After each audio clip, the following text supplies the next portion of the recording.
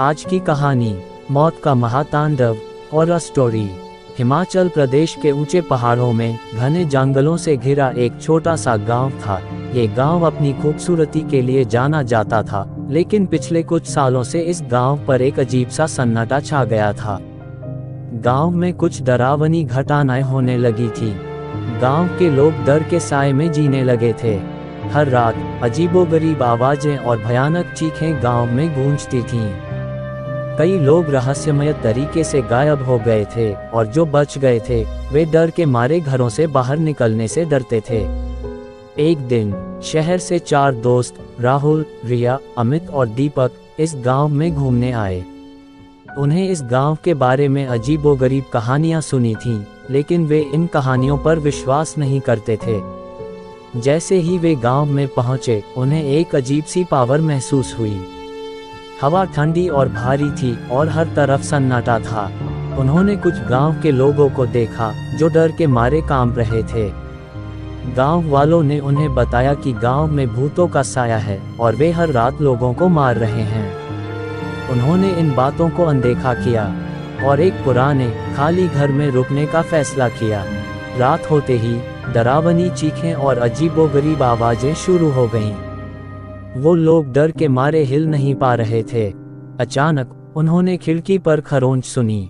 धीरे धीरे दरवाजा खुलने लगा और एक भयानक काली छाया कमरे में अंदर आ गई। इस काले साए ने उन चारों पर हमला किया और वे अपनी जान बचाने के लिए भागने लगे। रिया और अमित उस साए से बच गए, लेकिन साए राहुल और दीपक को पकड़ लिया। रिया और अमित ने हिम्मत नहीं हारी। उन्होंने राहुल और दीपक को बचाने का फैसला किया। वे उस आकृति के पीछे गए और उसे एक गुफा में ढूंढ निकाला। गुफा में उन्हें पता चला कि वह आकृति एक आत्मा थी। उन्होंने उस आत्मा के अतीत के बारे में जाना। वह आत्मा एक लड़की की थी। एक बार एक जवान लड़की थी जिसे गांव के लोगों ने क्रूरता से मार डाला था। उसकी आत्मा बदला लेने के लिए भटक रही थी।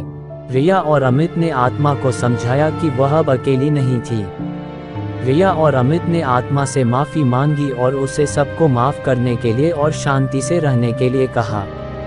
आत्मा उनकी बातों और माफी से प्रभावित हुई और उसने अपना बदला लेने का विचार छोड़ दिया।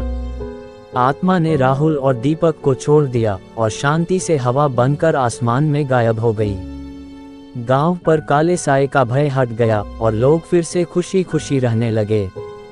रिया और अमित ने अपनी बहादुरी से गांव को बचा लिया था और वे हमेशा के लिए हीरो बन गए।